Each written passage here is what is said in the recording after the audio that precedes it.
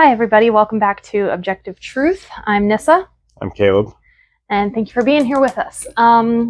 Yes, we have been on a hiatus for about a month. We know that y'all have been missing us. We really appreciate the comments from you guys saying, hey, where are you at? Where's the new video? It's been an insanely busy a couple months for us. Summer. So a lot of stuff going on. We're really sorry we weren't able to do a video. Every couple of days we're like, hey, we need to record a video. We need to get a video out. We were really trying. We really have been. And there's literally not been any downtime until tonight. And I'm expecting at some point I'm going to have to go leave because... Yeah. And even this could be short-lived because we have a sick baby on our hands. Exactly. We've got a very, very sick little child right now. So, but there is a lot to talk about. Yeah. So hopefully we're going to be able to talk fast and get a lot in here. So yeah, we're going to do our best. Some of the main topics we're going to talk about, some recent stuff, obviously the FBI raid on Trump's home in Mar-A-Lago, and another story that doesn't seem to be catching very much attention. Kind of been buried. Like there's news articles out there, but it's been not really mainstream talked about. Yeah, I'm not kind really. of surprised. We tried to tag people in the Daily Wire about it, try to see if they wanted to comment on it, because it seems like it's something that they would want to comment on. But so we're gonna comment on it because I saw the story the other day, and it kind of blew my mind that something like this could happen so quickly after Uvalde. So let's talk about that real quick. So there were what was the name of the town? Sorry. I do not know. Arizona. El Mirage. Yes. So I'm going to read an article real quickly about this. Apparently there was some parents that got arrested and tased while trying to get into a school while it was under lockdown in Arizona. And the reason why we're bringing this up is because it's so quickly after Uvalde, you'd think that law enforcement would not be so tone deaf. Take notice and wake up and smell the coffee about, letting parents inside the school to let them be with their children, because nobody trusts law enforcement anymore. On a grander scale, like we were talking about, no one trusts law enforcement after Uvalde, and now we have the FBI stuff, and it's like no one trusts law enforcement anymore across the board, really anywhere. Because when the stuff in Uvalde, I'm not saying all police departments are bad. Absolutely not. There's obviously good ones out there. Probably, I'm going to say maybe most of them are good. Maybe. Mm-hmm. Don't know at this point. But what I can say is Uvalde has cast doubt on the entire nation's police force. I understand they're different municipalities. They're run differently. They're because they're not all federal agencies. They're run by cities, towns, sheriff's departments, counties, all that kind of stuff. But any one of those could have been Uvalde.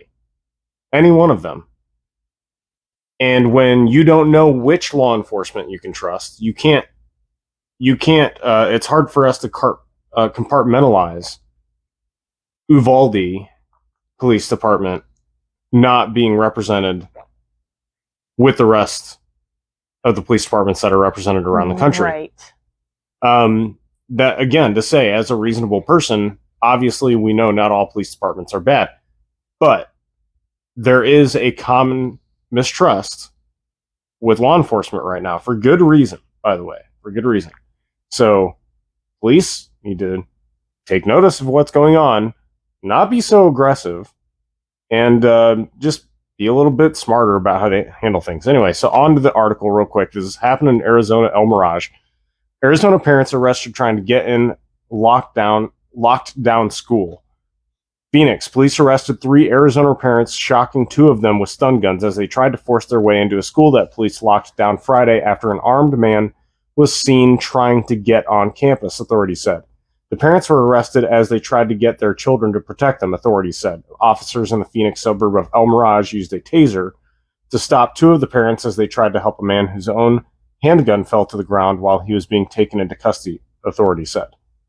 The scene at Thompson Ranch Elementary School developed nearly 3 months after hundreds of law enforcement officers in the small Texas city of Uvalde failed to act for more than an hour as a gunman killed 2 teachers and 19 students. No shots were fired at Thompson Ranch. The school wasn't breached, and no one was hurt in the incident, other than a woman taken to the hospital with taser injuries from officers who say they were trying to stop her from attacking them. By the time the confrontations with the upset parents began, police had already confirmed that there was no longer a threat, removed a suspicious package, and were planning to begin reuniting parents with the children. El Mirage Police Lieutenant Jimmy Chavez said, but the school was still on lockdown, meaning no one would be allowed in or on campus, according to the protocols police and school district have set up. That's when parents demanded to be allowed in the school so they could find their children and began confronting police, authorities said. Several parents, and this is a quote, several parents continued with their agitation, made several statements that they were going to come on campus to help protect their kids, Chavez said. As a parent, I understand the philosophy. However, there are procedures that law enforcement and the school were following.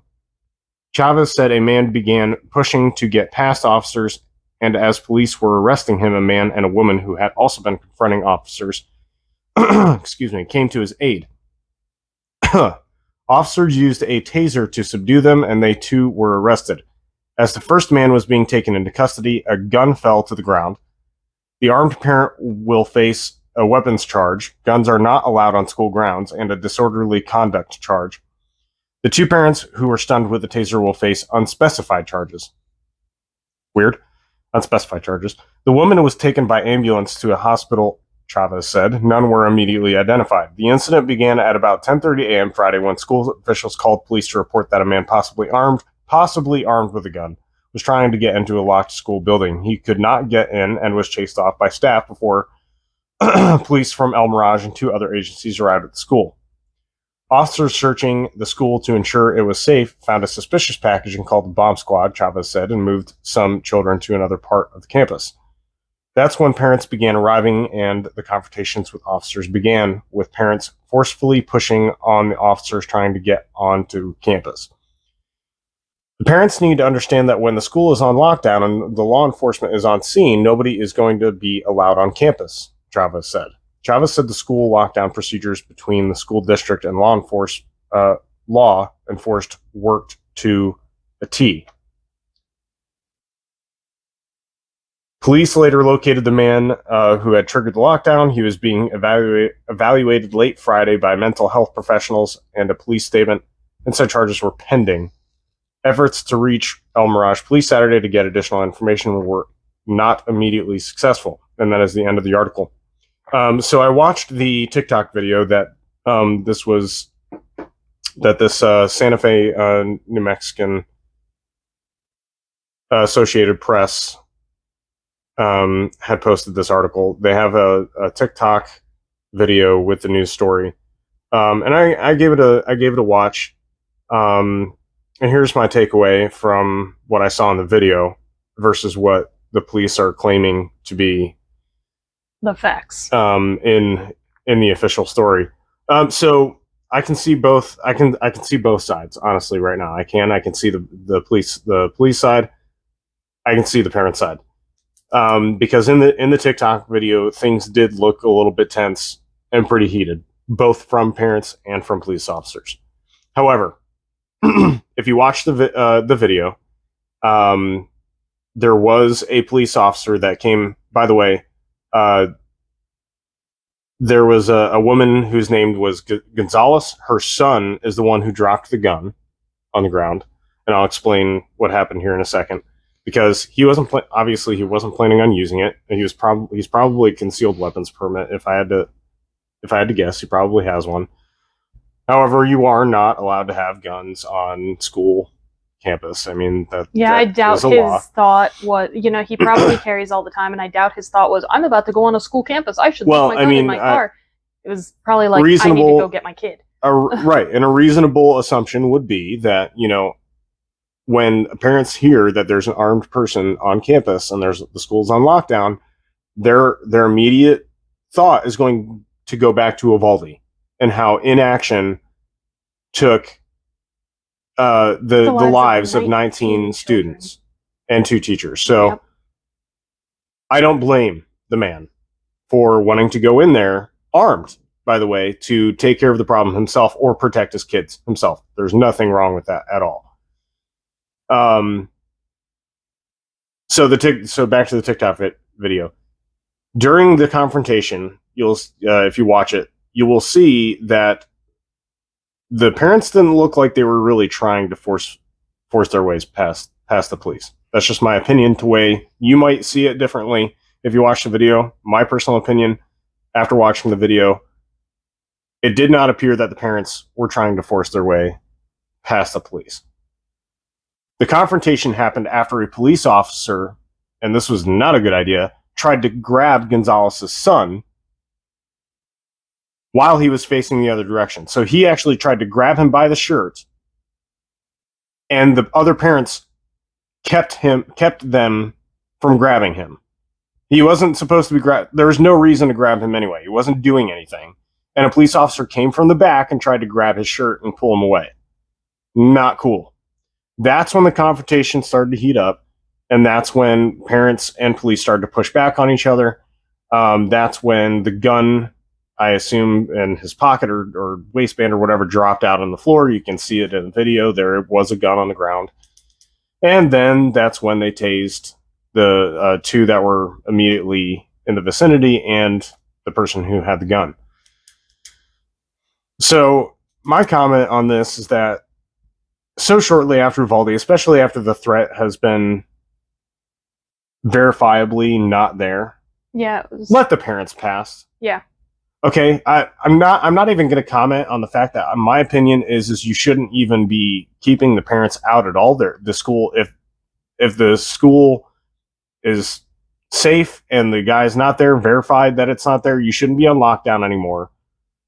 And also, even if it was on lockdown, I don't care. In my personal opinion, you shouldn't be stopping parents from getting inside. No, you don't. You do it. You can do it in children, but you also don't let anybody in. Right. Okay. You can be smart about this. You don't have to. You don't have to just be like, oh, anybody that wants to come. Obviously, that's a stupid idea to let anybody in during that type of time. However, you verify what's your name, who's your kid. Can we search you for a weapon real quick? Or, even what they used to do at a school I used to go to, parents had ID badges. So yeah, well, this is the public school system, so you can't. It was a piece of laminated paper. I understand. Like you could have made them in a back alley somewhere for 12 cents each. Like this is not something that's hard to do.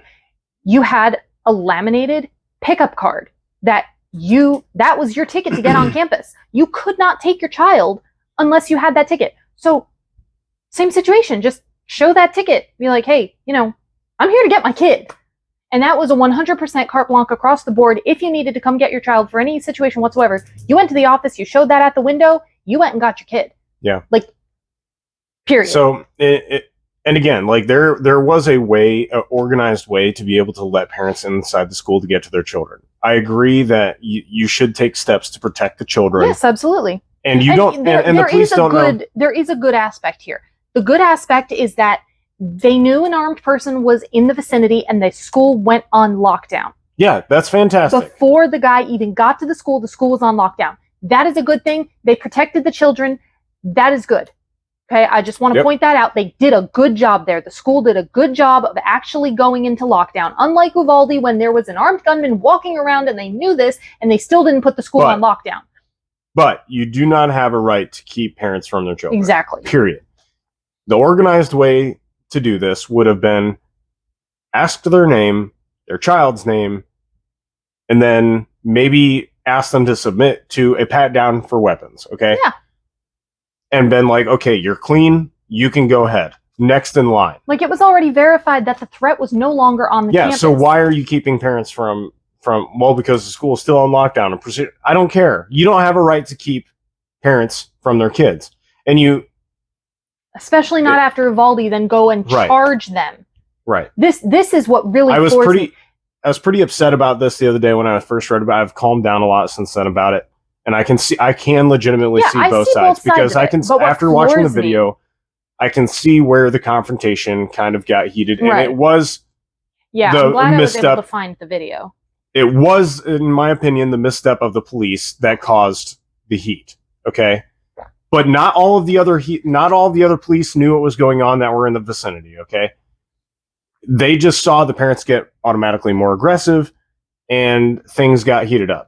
I get it. Things happen like that. It's unfortunate, but there was one policeman that tried to grab Gonzalez's son for no reason, in my opinion, watching the video. Absolutely, it was grabbing him from the back, trying to grab his shirt, and he got actively pushed away and stopped by other parents that were there. Yeah, common sense dictates that just in this kind of situation, you never go after someone from the back. You de-escalate. And going at someone from the back is always escalation. The police's failure here was to de-escalate. They should be trained to de-escalate. I mean, goodness, in my job, I'm trained to de-escalate. All right. And I'm not even a police officer. And that's what you're supposed to do. And it seems like just the majority of police nowadays, if you're a police officer, this might not represent you, but I'm just saying the majority of police, the general outlook is that they don't care anymore. Yeah. They don't care to de-escalate. And they have happy trigger fingers. They're extremely aggressive nowadays. In this case, taser. And we need to change the culture and the atmosphere in the police departments as well, especially after Uvalde. I mean, come on. Like just plain old cowardice. We went over that on a different video. Yeah. But you just don't. The atmospheres in the culture in the police department, needs to change. Because I don't know how we trained 400 officers to just sit there while 19 kids were being slaughtered. I really don't get it. 2 teachers. So this story just escalates, and after Uvalde, the police need to wake up and smell the coffee. Let the parents in. Let the parents in to see their kids. You want to build trust again? Because again, it might not have been your department's screw up. Uvalde wasn't your department's screw up. However, you need to understand that the public eye is on all police departments at the moment. Okay? Mm-hmm. It's a side effect of what happened, which is why you guys need to clean house in your own department. If procedures need to change the procedures. Yep. Like if it is a consistent thing that we're now seeing across these police departments, that at schools, parents have problems getting to their children, y'all need to look into that and fix it. I'll tell you something. Parents are not afraid of trying to tussle with the police when it comes to their kids. Parents are not afraid of anything when it comes to their kids. So that's right. Be prepared for that when you're trying to keep them from their kids. And right now, there is a level of felt hostility against parents in general, because we all have been seeing what's been going on at school boards. We all have been seeing school board meetings, we all have been seeing what's been happening, that the FBI is targeting these parents and calling them domestic terrorists. So, there is already this heightened level of felt hostility that we as parents are experiencing. And so it's just kind of then this spillover to the police situations. Yeah. And it's been going on for 3-4 years now. The tension has been building. Least, yeah. It's been pre-COVID now. Excuse me. So, this mutual trust that used to exist between police officers and parents in particular, it has been degraded so heavily that it's gone. Well, for I'd say 99% of people, it's just gone. I have been saying for a long time that there's been a problem with police officers. And I support police. I do. Absolutely. I support good cops. Good cops. Okay? But you know this because I've talked to you about it all the time. For years, I have been very skeptical about police because of the overreaches that I kept seeing over and over and over again, and everybody was kind of, I don't know. I just tend to see things way before they happen. Like during Obama's period, there was some extreme conservatives, like extreme conspiracy theorist conservatives, that were saying that we're headed for a civil war. But really, the mainstream conservative was like, "Oh no, that's never going to happen." I was one of those people that was saying, "Yeah, we're headed for a civil war."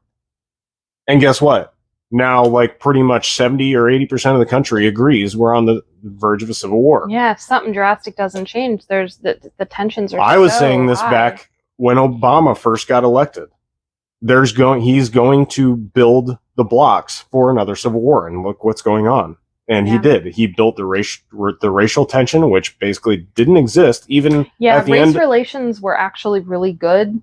Even at the end of George Bush's presidency, the racial tensions weren't even that bad. Mm-hmm. But Obama gets elected, all of a sudden racial tension goes through the roof. I saw it coming then, and it's built to this. So point is, don't put your kids in public school. If you can, Please. Get them out, because you have no idea what's going to happen there. Obviously, you are not going to be allowed in to try to get your kids out. I mean, goodness, the parents in Uvalde were getting arrested for trying to go in and do exactly what the police were failing to do, okay? So, and who knows what would have happened if the parents were actually allowed to go in Uvalde. Maybe 19 kids wouldn't be dead. Maybe 2 teachers wouldn't be dead.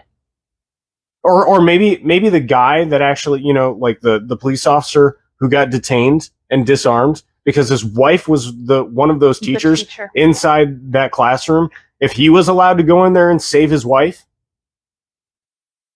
maybe 19 kids wouldn't be dead. Maybe his wife wouldn't be dead. At what point she was bleeding out? He could have saved her. At what point do you say, forget the procedure, I'm going to do what's right? Right.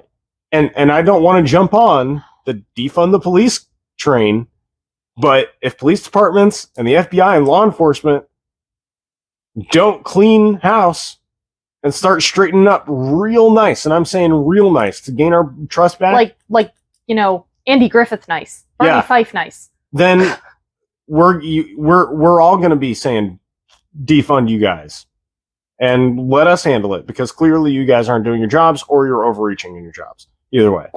So don't misunderstand what I'm saying. I do support police. I think police are a good thing. But when departments become corrupt, or departments train their officers to not do their jobs properly, and it's so bad that it can't be saved, then yeah, I'm going to be like, you know what? You need to get rid of that department and just build from the ground up something else. Going back to the get your kids out of public school. I have had so many conversations with people who have told me, I can't homeschool, I don't have the money, I don't have the time.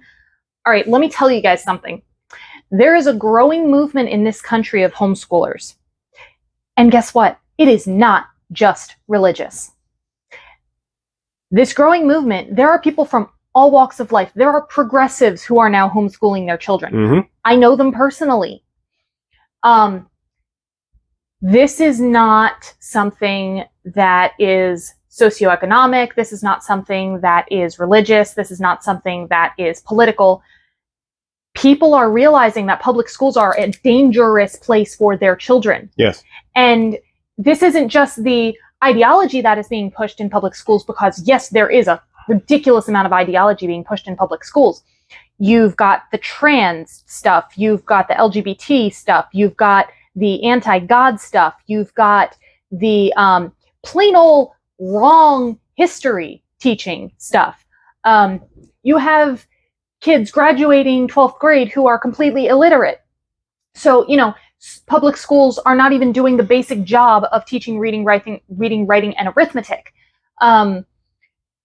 So people are waking up and realizing, hey, the public school probably isn't the best place for my child. All of that to say this: if you are one of those people who believe you do not have the time or the money to homeschool, let me offer you some encouragement.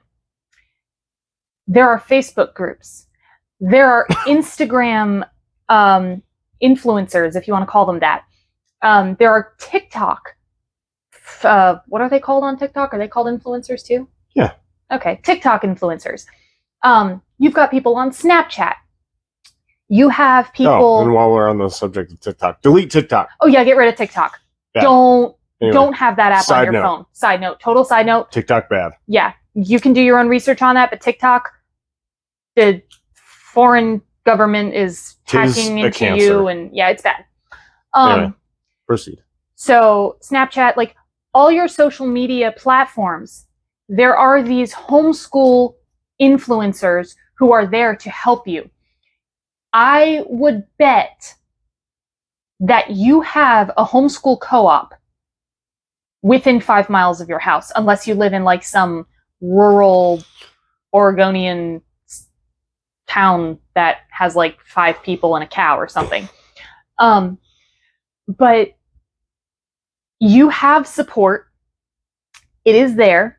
And homeschooling does not have to look like recreating school at home. No. This is something that I kind of recently awoke to, the fact that I don't have to be doing classes at home. Yes, I'm going to have books. I'm going to have a curriculum that I'm going to go through with my kids. But for the past 4 years, the way that I have homeschooled is basically recreating a school structure in my own home. And it has been stressful. It has been, it's just kind of choked the life out of me at times. What we are doing this year is something completely different. We are going to have freedom. We are going to have flexibility. And you know what? It's going to be fun. I think those are going to be the 3 F's of my homeschooling experience now: is freedom, flexibility, and fun. Nice. It just happened. Thank you, coffee. My brain's working for the first time in 3 days. No. But there is support. And this is something that we're passionate about, is homeschooling. Because believe me, the pressure that has been put on us to put at least our oldest child in a school has been pretty tremendous. Mm-hmm. We were thinking about it there for a long time. We were. And I've even had her on a waiting list for a local Christian school. But recent events have changed our minds on that. Yes.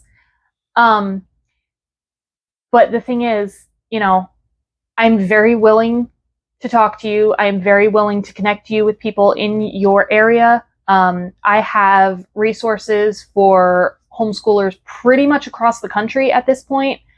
I think in all 50 states I have contacts now. It's really not the crazy, scary, daunting thing you may feel like it is. And if it's the, oh, I can't possibly homeschool my child because I work, my husband works, and we both work from 9 to 5, so we don't have time. We can't have our kids home because they would be unsupervised. Okay, like I was saying, you got a homeschool co-op. I bet there are people you could send your kids to their house. If you got 2, 3, 4, 5 kids, you've probably got a family a couple miles away that also has 2, 3, 4, 5 kids, and they'd be perfectly willing to take on a couple extra kids during the day. And it would be, you know, good for socializing and all that wonderful stuff. But there are resources. So that's my plug. Cool. So yeah, that's pretty much all we have to say about that. Yeah. Don't have a right to keep parents from their kids. Period. Done. Yeah, if your procedures keep parents from your kids, your procedures need to change. That's all I've said. That's all I have to say about that. Oh, and y'all like our addition back here? Oh yeah, I put that up earlier.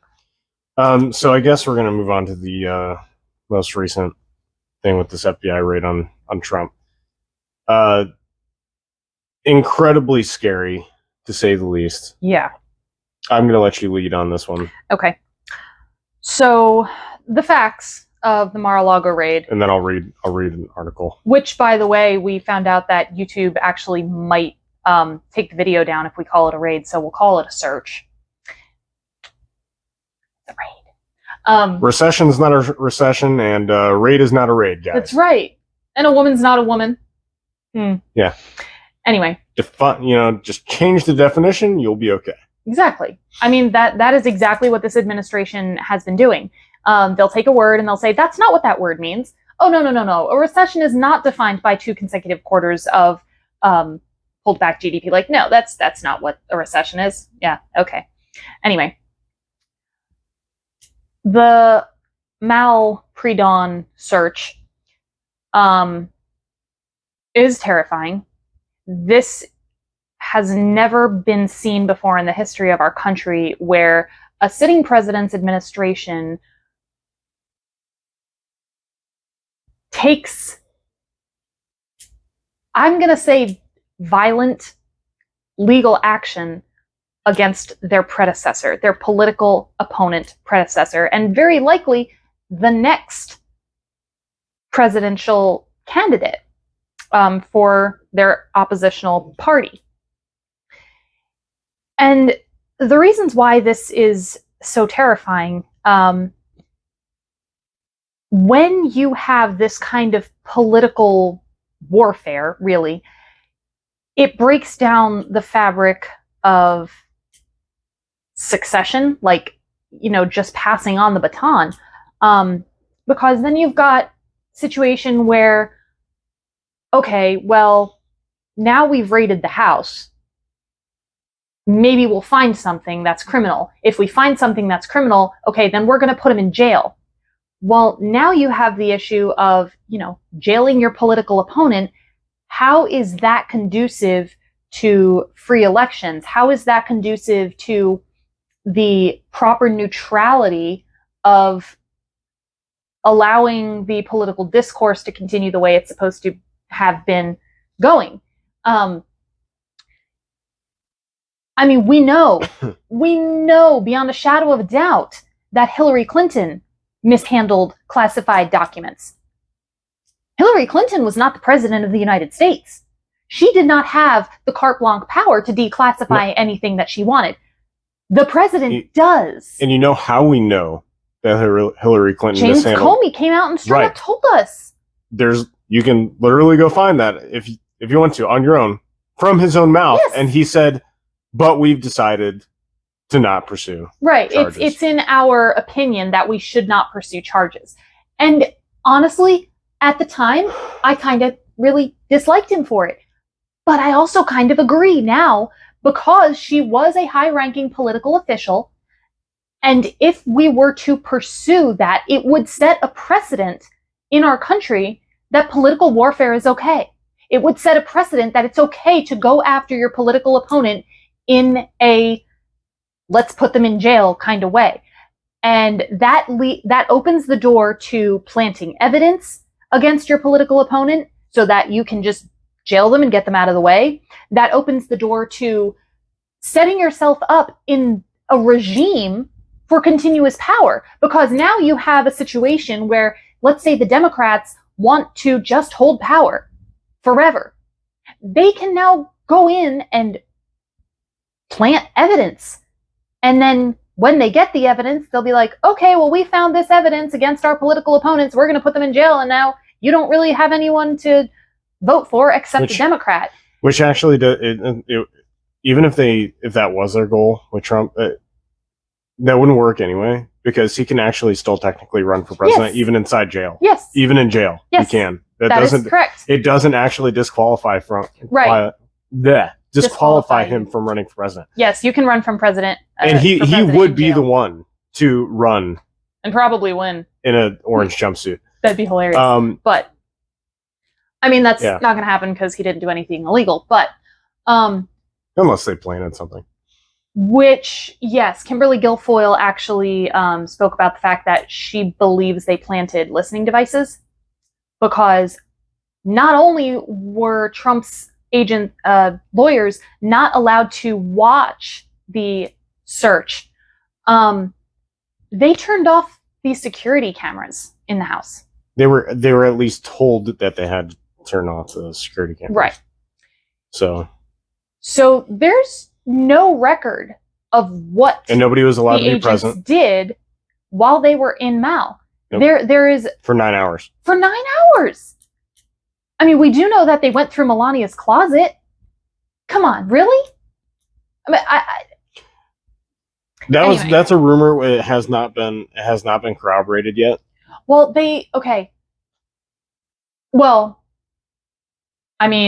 things in her closet were misplaced and not where they were before they went in. So Steven Crowder actually interviewed Don Jr. today. Oh yeah, I didn't get to see that interview. And then they asked Don about, the FBI raiding Melania's room, and he said he doesn't even know. So if Don doesn't know, then I'm pretty sure nobody else knows for sure. So yeah, the thing is, we don't actually know for sure anything. We don't know what they did inside the house. Well, we do know a couple things. So let me know get the boxes that they took. Let me get to the article, and then we can proceed. Do you know the total amount of boxes they actually took? I think 11. 11 is what they keep talking about. That's officially reported. They took over 40 boxes. So, according to eyewitness sources, I cannot remember which. There was someone on Fox who discussed it, and they were saying, because 11 boxes is what they could actually identify as having potential classified information in it. But because of how completely generalized the warrant was, they could take the box that they found classified information in and anything in the vicinity. Yes. So they did. Yeah, they did. And that's how 11, they got it. 11 boxes is what they could identify. And I assume that's actually how they got They just took a whole bunch of stuff for no good reason. That's how I assume they got his passports, which, by the way... they took attorney-client privilege information. According to Trump, they did, yes. So, again, we don't know all of it. Right. We're still waiting for Trump the affidavit. Trump does have a tendency. This is, by the way, it is a huge deal. And them taking his passports, which is actually verified information. Yes. That's a little fishy as well. But yes, Trump does have a tendency to exaggerate. His Trumpisms are like, he's a very big and bombastic. They took all my boxes and they took. Okay, so anyway, so let's get to the article real quick, and because it breaks down exactly what happened. So, by the way, if you haven't been paying attention, you'll remember Trump actually tweeted the same day that they took his passports. And there was a bunch of liberal news media outlets that were like, well, this isn't true. This is obviously him lying. They didn't take his passports. And then here we go. DOJ to return Trump's passports as pressure grows about justification for search. Live updates. So they did take his passports. And they admitted it. And nobody has come out and said, oh, sorry, we got that part of the story messed up, because they did take his passports, and they were calling Trump a liar. All these media outlets were, that they didn't take his passports. And even the FBI was like, no, we didn't take his passports, but we're going to return his passports. That we don't have. Right. Wait, what? We didn't take his passports, but we're going to return his passports. So let me get to this. So federal authorities said that they would return Donald Trump's 3 passports Tuesday as the Justice Department faced rising pressure to release more details and justification for the unprecedented search of the former president's Florida estate. The notification about the passports came Monday in an email made public by Trump's representatives. Jay Bratt, a top official in the Justice Department's National Security Division, said in an email, agents determined the travel documents were unrelated to the search August 8th for classified documents. You think they're unrelated to the search? Because the only reason why you would take his passports is if he was a flight risk. And obviously you weren't going to make him a flight risk. And, okay, so I have a theory about this, which I just came up with.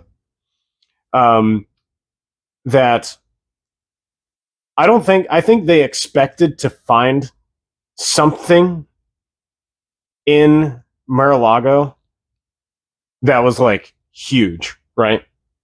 Even if they didn't plant something, which I actually don't necessarily think they actually did plant evidence, because I don't know that they planted evidence, but it would make sense that if they did. I think if they did plant evidence, I think they would have been coming out with it already. But I'm not telling the future or anything. They may have. I don't know. It's my opinion right now that they I don't think they did. But what I think for the reason for getting his passports, I believe that they thought that they were going to find something so huge that they would have already had his passports, and now that they know that they didn't have anything to make him a flight risk, they're like, okay, well, we can return these now. Yeah, and then just claim that it was taken by accident. Yeah. So anyway, this is a big deep sea fishing expedition on the everybody FBI knows part, that. Like everybody knows that. FBI's part. So, quote, "We are returning them, and they will be ready for pickup at the Washington field office at 2 p.m. today," Brett wrote, of the 2 expired passports and 1 active diplomatic passport. The FBI said in a statement that in executing search warrants, the agency follows search and seizure procedures ordered by courts, then returns items that do not need to be retained for law enforcement purposes. Mar-A-Lago, Trump claimed Monday the passports had been stolen. "This is an assault on a political opponent at a level never seen before in our country," he said in a post on Truth Social. Christina Bobb, a Trump lawyer, said the collection of the passports showed there was overreach. Agreed. Quote, "There's no room for error," Bob told the Ingram Angle on Fox. Told Ingram Angle. The Ingram Angle? Oh, that's the name of the show. Sorry, yeah, Laura Ingram. I was confused there for a second. Goodness, I can't talk tonight. On Fox News on Monday. So I don't give them a pass, as this was a simple mistake. The passport dispute came as questions about the search intensifies. Congressional committees have asked for briefings on potential national security risks from Trump keeping secret and top secret records. House Republicans told the Justice Department to preserve documents about the search. Here are the latest updates on the search. So what we know about the classified documents is that in the weeks since the FBI searched former President Donald Trump's Mar-A-Lago home, new details have trickled out about the unprecedented investigation into our former president. Here's what we have learned over the past week and what questions remain unanswered. Trump took documents to his Mar-a-Lago estate when he left office in 2021. The FBI seized 11 sets of classified documents in its search last week. Okay, so 11 sets of classified documents doesn't necessarily mean 11 boxes. Excuse me. The investigation centers on possible violations of the Espionage Act of 1917 and obstruction. That's such bull for what it's worth. Because in order for them to get them for the Espionage Act, they would have to prove that he was actually wanting to sell that information, like classified information, to other government agencies. How hilarious would it be if their source for thinking that he violated the Espionage Act was Christopher Steele? Sorry, had to. Okay. Next. So Trump is holding documents in a storage facility at Mar-a-Lago. And this is a new update, brand new as of today, I think. Judge sets a hearing on whether to unseal Trump's search affidavit. So if you don't, So if you don't understand what's going on with the warrant versus the affidavit, let me explain. So the warrant was released a couple days later, and you can actually see that on many sites. You can go search. You can actually look at the pictures of the warrant. See the listed items that were taken. A lot of them are miscellaneous and don't actually give a whole lot of detail. The warrant doesn't even really give us any details about why the search happened. It just says you have the right to go in there and search. Pretty much. The affidavit, though, if you don't understand legal terms, the affidavit is the signed affidavit by the judge that gives the reason for why he okayed the search. So the affidavit will have the complaint on Trump for whatever the search was for. So we don't actually know why right now. We're being told a lot of different things. The Washington Post tried to run with a stupid story, which everybody was buying hook, line, and sinker the other day. About nuclear documents or nuclear codes or whatever. Which was complete, utter bull. Because if you go read their article, they'll say an inside source. Well, they don't name the source. And now the actual rhetoric on the nuclear documents has died down quite a bit, even among liberal outlets. They're not going with that anymore. It's something else. This story is changing so fast. Anyway. It's like every 5 seconds they have something different. The Justice Department has asked the judge to keep Trump's search warrant affidavit sealed, citing investigation. Yes, of course they did. Yeah, so, I know, right? So the affidavit, so we got the warrant, which is great, but we also want the affidavit, because the affidavit will say if the search is warranted or not. It will say what the complaint was on Trump. So the judge is going to have a hearing to unseal the Trump search affidavit.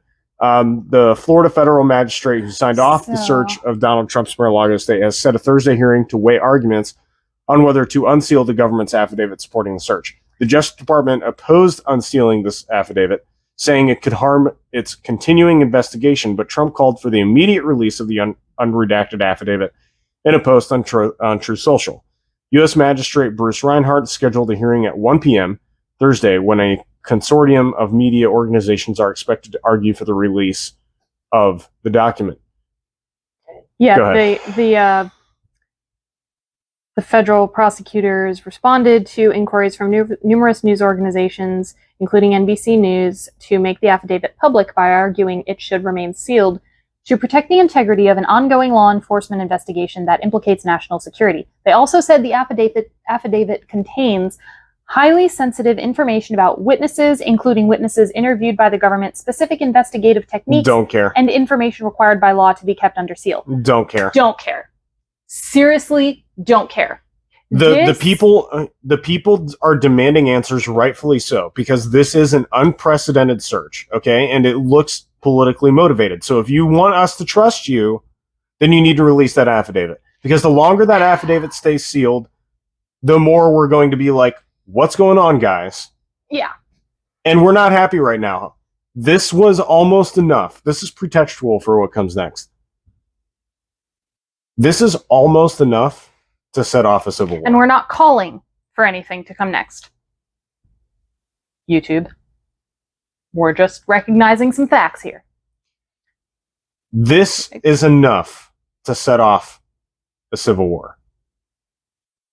And I have my opinions on that. Yeah. Won't share on YouTube. I was going to say, that's probably something we'd have to start a Rumble channel for. Yeah. This is so... You have such a polarized country right now.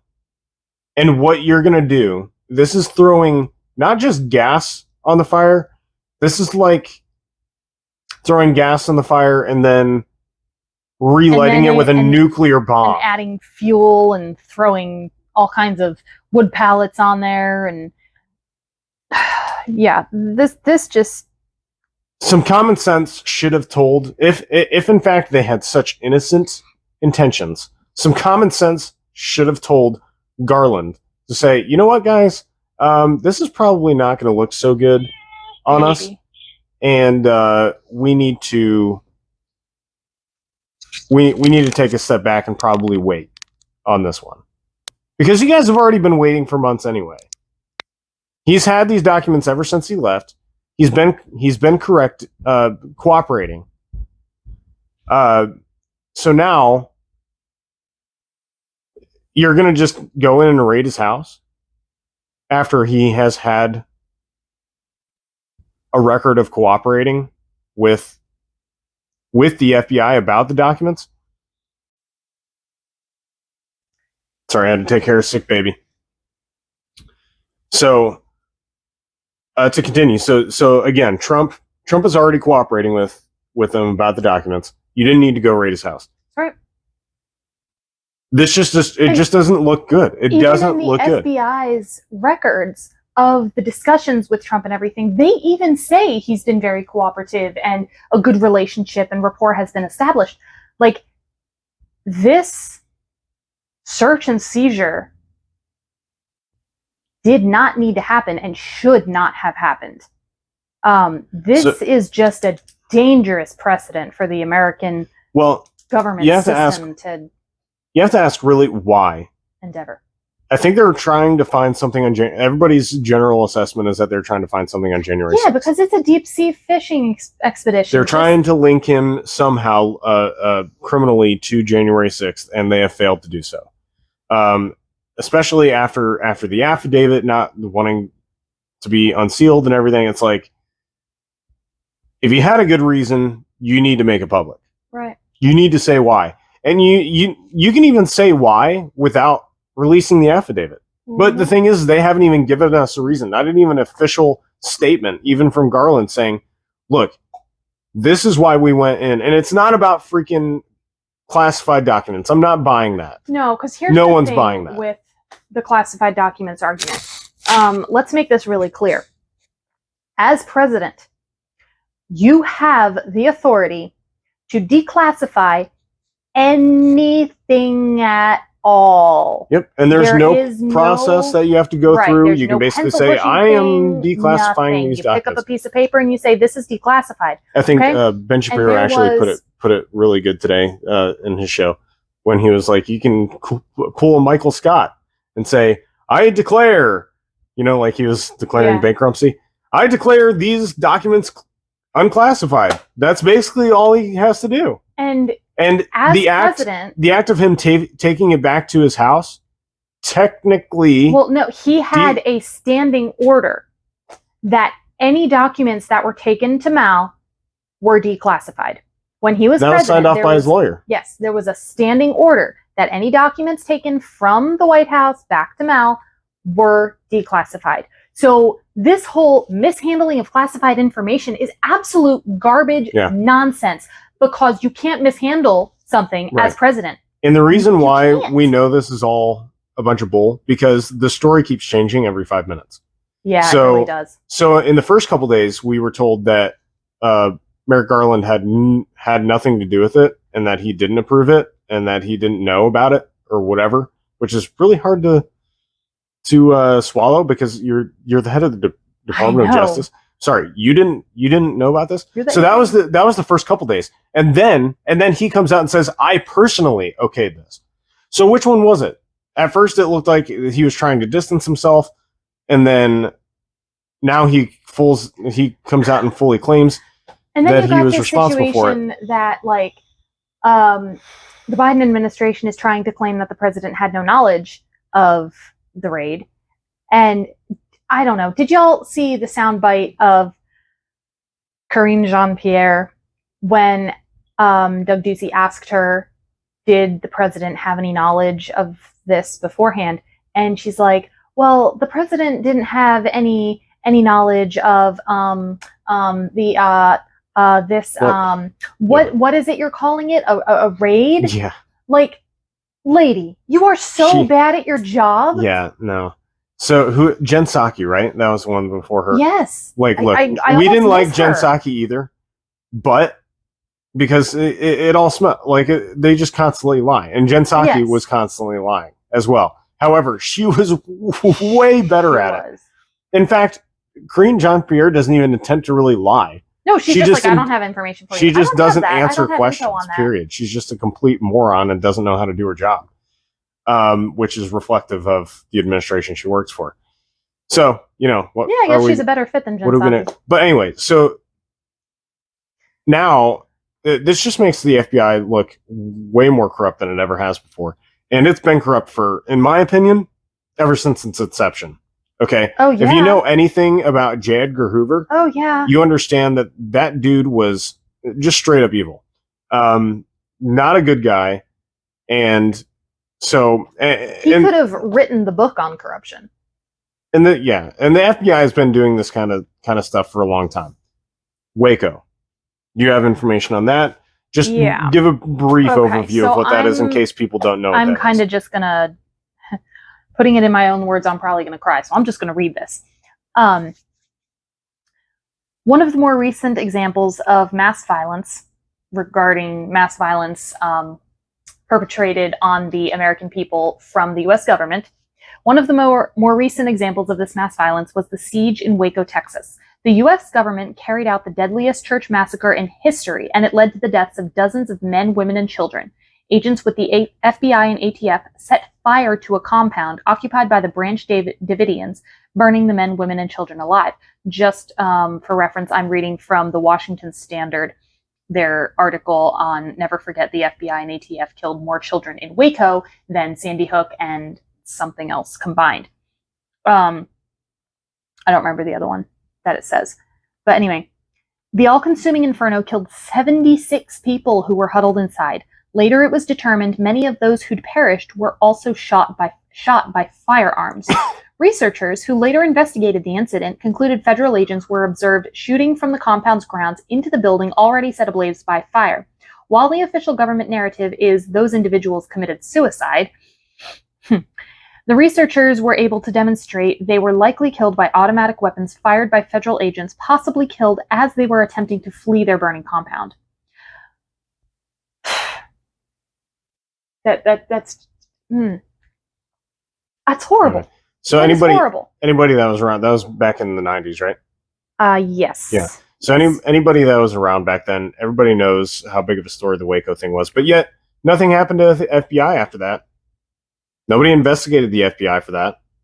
Make sure that they're all clean. And it was huge overreach, to say the very least. Yeah. Where they, basically massacred everybody inside the compound. Then we have the it was just cold-blooded murder. And then we have the Bundy ranchers.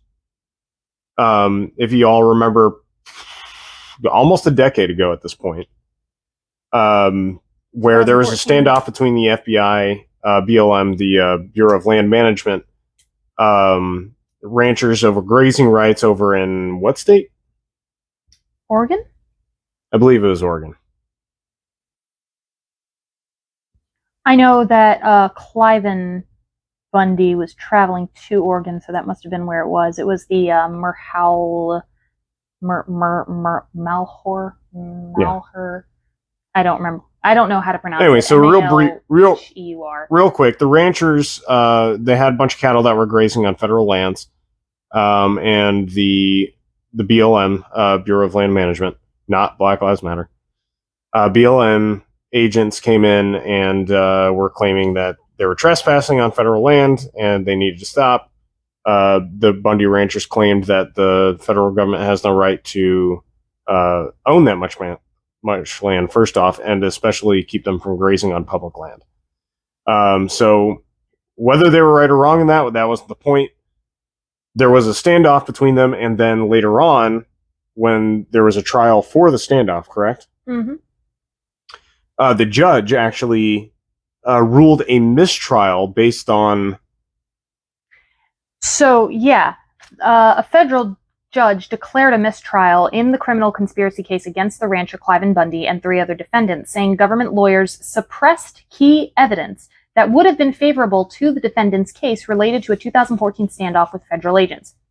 U.S. District Court Judge Gloria Navarro determined that the prosecution suppressed evidence from FBI surveillance cameras recording the Bundy family home and the presence of Bureau of Land Management snipers around the property in the days leading up to the standoff there. Additionally, the prosecution did not provide FBI logs, maps, reports, and threat assessments that said the Bundy family was not dangerous. So here we go. So we have Waco. We have probably other stuff that happened between Waco and the Bundy ranches, but we're just going to mention these for a few of them. Oh, we have Waco. The Bundy thing goes all the way back to 1993. There are multiple instances of corruption and mishandled situations on the FBI's part throughout the entire situation with the Bundy family. Like, it goes down 2 generations. Yep. So we have Waco, we have the Bundy ranchers. And then even more recently, we have the FBI knowingly spying on the Trump campaign. We have proof of that, too. Mm-hmm. Nothing happened. We have proof that the FBI knew about Hunter Biden's laptop. Still nothing going on.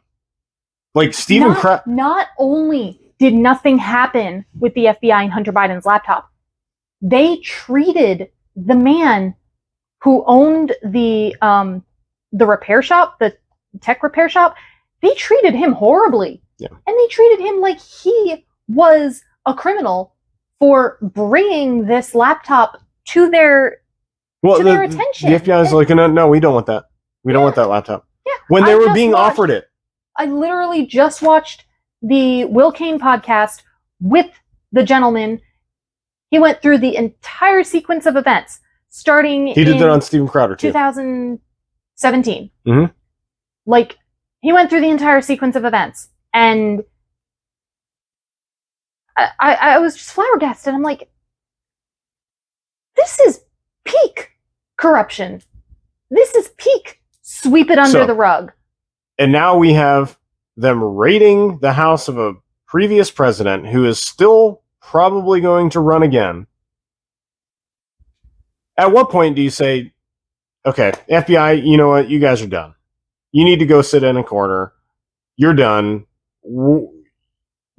You're not a thing anymore. How about forget sit in a corner? We're gonna just dismantle you completely. We're abolishing you. You're not even useful anymore because you're so incredibly corrupt, because you're investigating parents as possible terrorists because they stood up in PTA meetings against transgenderism, or at least what their kids were being taught in school, and they're being investigated as terrorists. Come on, guys. Unfathomable. Two conservatives that are saying, "Oh, well, still trust the system." You know, I have faith in our justice. Why? What evidence do you have that the justice system still works? Right. I'd like to know. Me too. Because I don't have faith in our justice system anymore. You shouldn't either. And if you do, your head is under a rock. No one should. It's not like it's just conservatives that shouldn't have faith in the justice system. I'm going to take a moment here and talk to progressive liberals. If there are any listening. Who knows? Somebody might randomly stumble across this and be like, I'm going to rage watch this. There comes a point... If they've lasted an hour, then that's impressive. Yeah, right? There comes a point when you have to acknowledge reality. I know reality is not where y'all like to live. I get that. But it still exists, and you exist within it. Your own personal bubble of reality is inside the real reality. You have to come to a point where you acknowledge these things that are going on in the government, the corruption, the suppression of people's rights, it's gonna affect you. Yeah. It really is. Right now, you may think that it's all hunky-dory and life is dickety-boo.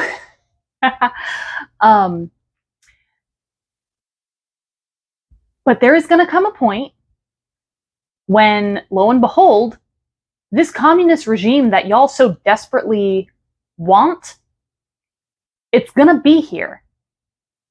And your little bubble is gonna be burst, and you're going to be in this hellscape with the rest of us, seeing, oh my goodness, I'm in trouble. So this is not just a problem for conservatives. This is a problem for the American people at large. Yeah, I mean, it's a problem for our entire country when our justice system doesn't work. The reason why I was saying this to conservatives, because I still know conservatives want to hold on. I to that still have still know some conservatives that like, well, the justice system, it's still there, it still works, and okay, well, I'll give you the Supreme Court might be swinging in the right direction. Even the Supreme Court, they have now tried to start making it political because, I mean, you've got people protesting outside justices' homes. Which is illegal. And FBI wouldn't do anything about that either. Exactly. And not only that, but the Biden administration actually encouraged it. Yeah, they flat out said, we don't see anything wrong with this. There's nothing wrong with it. It's illegal. It is. It is a federal crime. Like, how? How do you believe the justice system still works? Most Americans are waking up. I will say that. Yes. And this previous thing, I think, whatever the Democrats are trying with this, because this is so politically motivated, it's not even funny. It just stinks to high heaven. Whatever the political motivation is for this, they just guaranteed Trump's nomination. I know. In 2024. At the very least, they guaranteed his nomination, if not completely flooding the market with new voters saying, yeah, we're going to vote for him now. That we're not previously going to vote for him. This has lit a fire under the movement that before I was of the opinion Trump needed to kind of just take a step back and let somebody else handle this thing. But we didn't really have anybody else handle it because DeSantis is not running. Contrary to popular belief. Which we'll explain that in a different video. Yeah, we're from Florida. Yeah, we love DeSantis, by the way. We love DeSantis. Absolutely. Want him to run for president at some point. Definitely. But y'all can't have him until we're done with him. He has already said he's finishing his next term here in Florida. He said we're finishing he's not what running we started in 2024. He can't even run in 2024 if he gets reelected this year. Yeah, he would have to step down from governor in the middle of his term in order to run for president. Right. Which, yes, is legally possible, but not for a 2024 run. He could run for president while he's governor. Oh well, yeah. But he would be 2 years into his 4-year term, and he would have to step down. He wouldn't do that anyway. Do that. So, DeSantis isn't running. I know, and all y'all people with your not gonna say the first phrase that came into my mind, but with your high hopes and wishes for DeSantis to run in 2024, sorry, he's not going. In either way, even let's just play with the theory for a minute.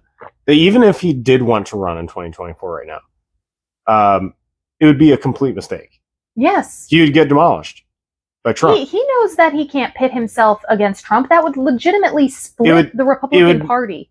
Well, that's beside the point that I'm trying to make. Paint DeSantis as the bad guy because Trump has so much ammunition right now due to this Mal-raid and everything. Like he's on a rocket ship going straight up.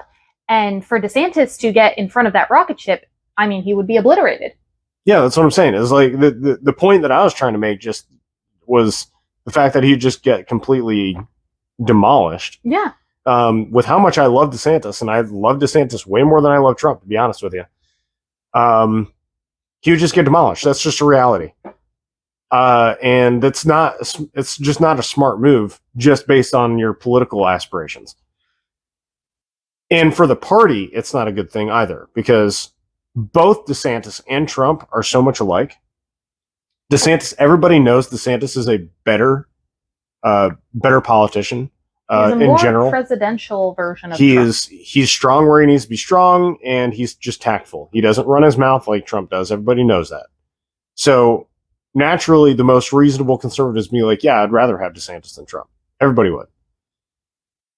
But we need to understand that all of our cards need to be decked with Trump right now, because that's the best survival for our party and for our conservative agendas for the country. And that's okay to say, by the way, conservative agendas, because we know they're the right ones.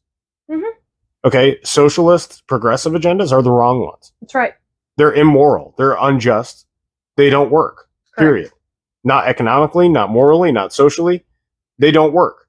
They've been tried over and over again. They don't work. Straight up Marxism. The reason why America is the best country to ever have existed in the world, and yeah, I'm going to say it, is because of the values that we founded our country on, which were conservative values. Okay? They weren't called conservative values back then, but we call them conservative values now because we are trying to conserve what we were founded on. Mm-hmm. We are friends of the founding. We want to conserve that. Like, right now, what America has become, we're not trying to conserve how she is right now. We're going to have to bring it back before we can conserve it, to be perfectly honest. And like I said before, conservatives need to be more aggressive. You guys need to stop sitting down and taking it like you guys have been, okay? Because there used to be, you know, before libertarians were around, conservatives used to be the libertarians for the most part. Like, just leave us alone. You do you. As long as it doesn't affect us, we're fine. Right. You can do whatever you want. Just don't force me to do. Your liberty extends to the end of my nose. That was a popular phrase. I'm starting to believe that I used to be that way. I used to be like, look, you can cut your genitals off. You can mutilate yourself. Do whatever you want. Just don't involve me. Right. But now that philosophy has actually damaged the country, because there's nobody pushing against the agenda. The conservatives have just sat down and been like, you guys just stay in the corner. Okay. So let me give you the corners. Let me give you an analogy real quick that I personally know, because this is what I do for a living. Somebody doesn't cut their grass. Okay.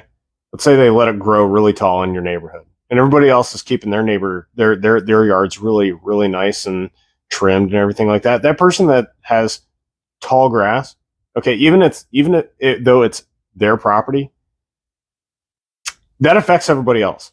It brings down the property value of the entire neighborhood. Well, it's not just the property value. It's not just the property value because it's just tall grass. You know what it does? It attracts rodents. It attracts snakes, things that you don't want in your neighborhood. Mm-hmm. It attracts pests. It is a nuisance to the entire neighborhood for those reasons.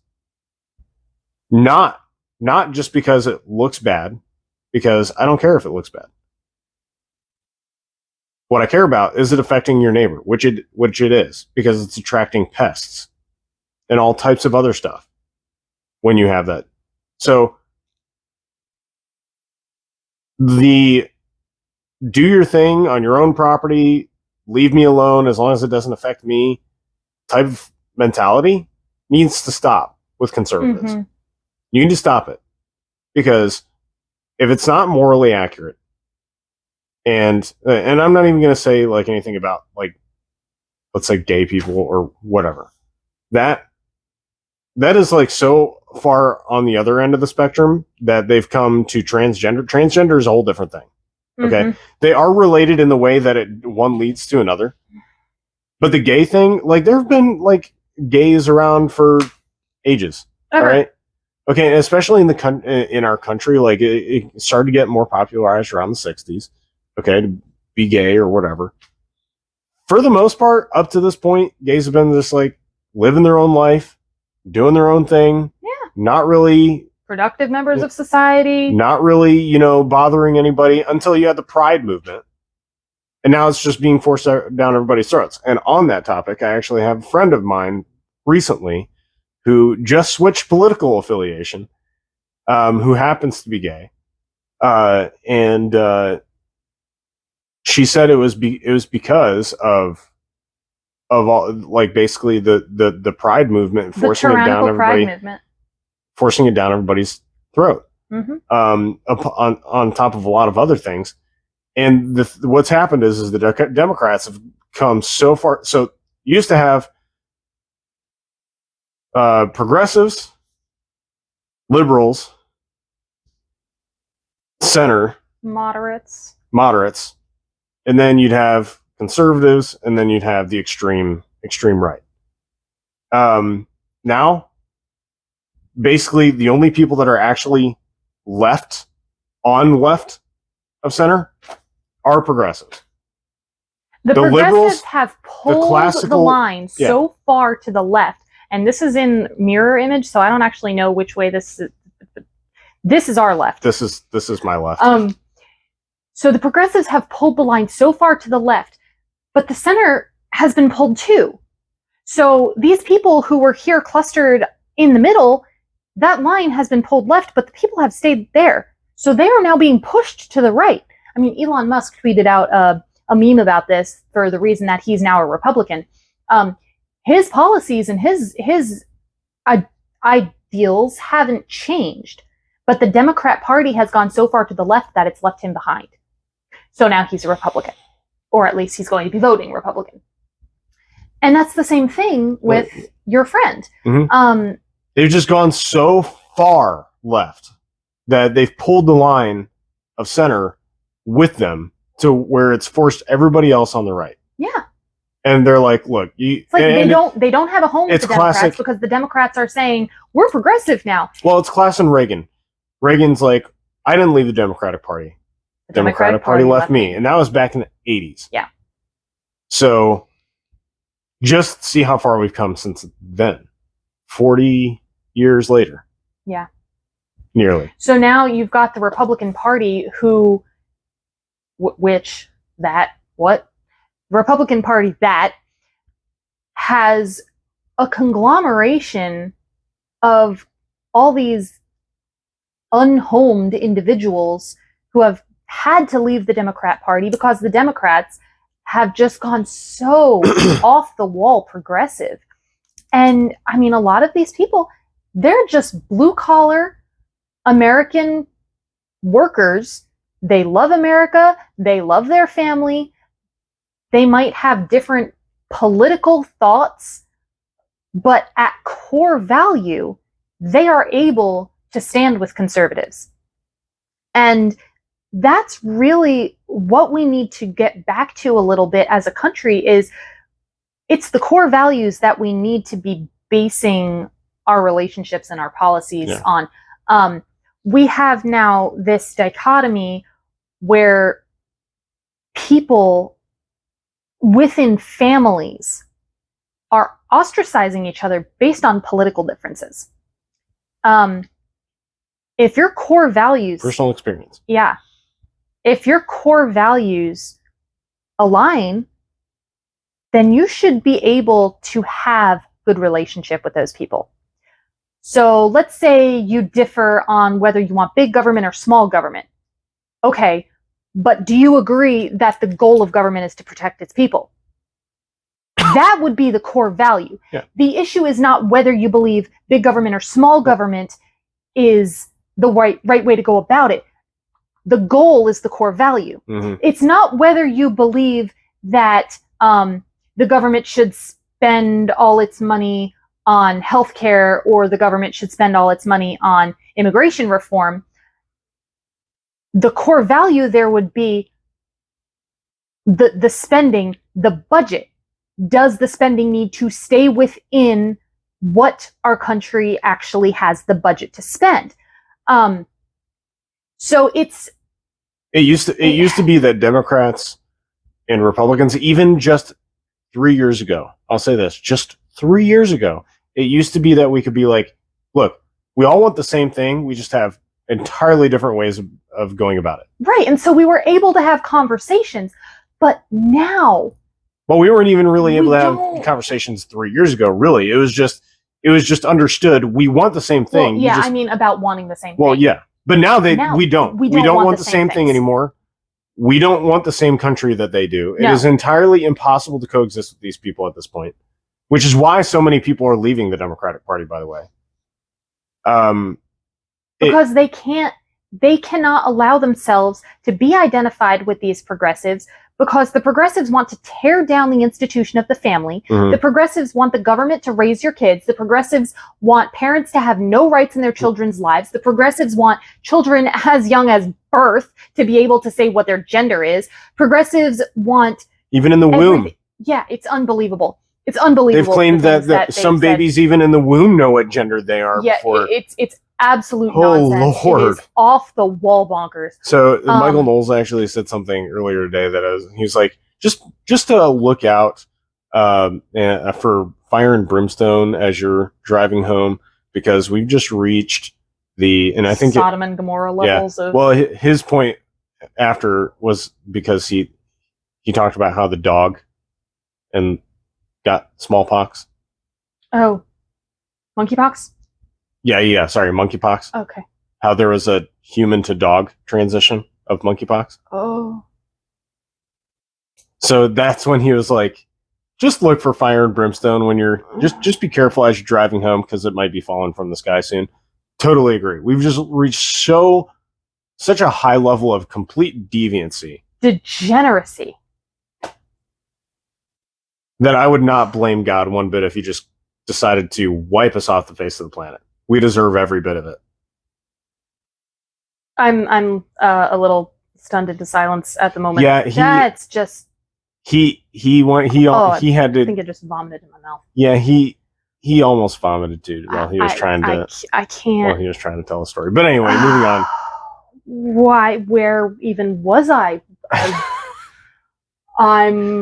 We cannot. We don't have the same values with these people. Yes, even on a governmental institution core value system, we don't agree anymore. No.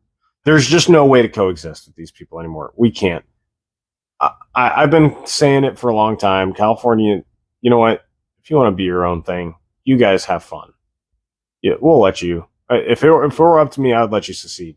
There was actually a petition to secede several years ago. And for the record, secession is perfectly legal. But that's a totally different topic. I have a whole different video that I'm planning out to talk about the same thing that we're like.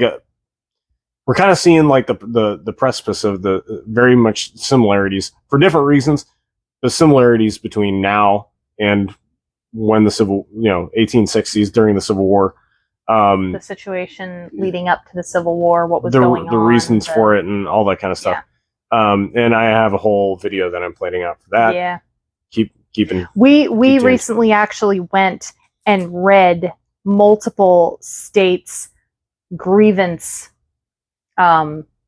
letters to Congress from pre-Civil War. Confederate states. Yeah, Confederate states. Reasons for leaving the Confederacy. Anyway, the reasons for secession. That was pretty fun. I don't even want to get into all that. We'll get into it in the video. We will make a video. But we actually have several videos that we have planned.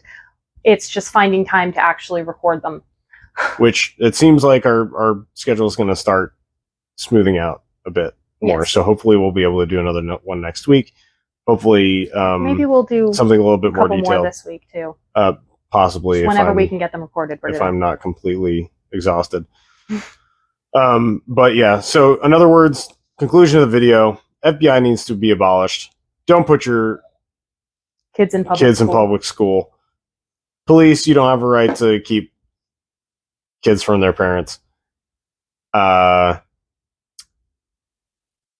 get monkeypox. It's not that hard. Just don't figure it out for yourself. Don't go to gay orgies. And that's pretty much it. If you want to check out some of our other content that we have on, do you know the exact link in blogspot.com? I can link it in the description. We're going to link some stuff in the descriptions. There's a couple articles that I've personally written on blogspot.com.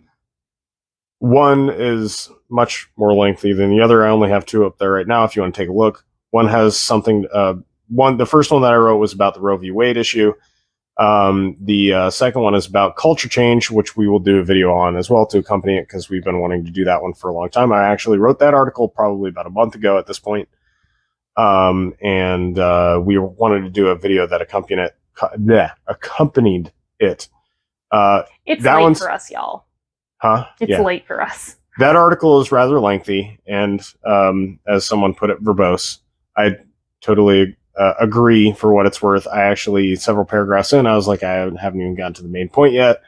But it is a good read, so just take a look at it. It's one of those that, no, it's not a 3-minute article. You might want to like grab some popcorn and settle in for, if you like to read. Minutes. If you like to read. I talk about culture, how it's changed in the past, how we can change it now, and how we should be changing it now. Culture, morality, art, and coffee. That's the title of it. So check that out. Is there anything else? It's just been quite a month trying to bring everything back to my memory to see if there's something that we're supposed to be mentioning, but we kind of do this in our wrap-ups, and that's okay. Like, share, comment, give us some feedback, give us some topics. Ring that bell. Smash the like button. Don't break your phone screen or computer screen doing that. Mouse click. Does anybody actually use mouses anymore? Mice? I mean, I like to. Do we? I prefer Is mice. The multiple of a digital mouse a mice? A mice?